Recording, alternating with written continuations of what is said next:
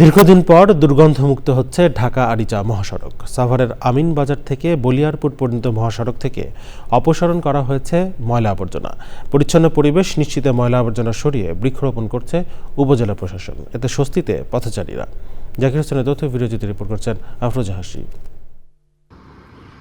বছরের পর বছর ময়লা আবর্জনা জমে ভাগাড়ে পরিণত হয় ঢাকা আরিচা মহাসড়কের দুপাশ।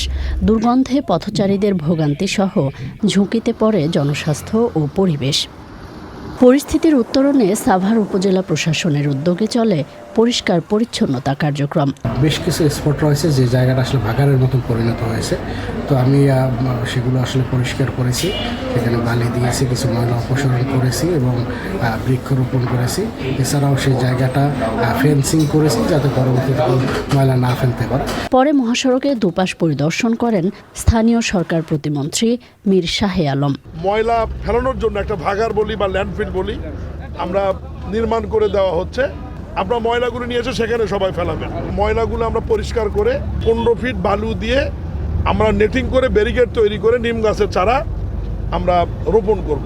জনদুর্ভোগ নিরসনে পরিচ্ছন্ন পরিবেশ নিশ্চিতে মহাসড়কটির আশপাশের ময়লা আবর্জনা সরিয়ে বৃক্ষরোপণ করছে উপজেলা প্রশাসন। আফরোজা হাসি, প্রকৃতি ও জীবন ডেস্ক, চ্যানেল আই।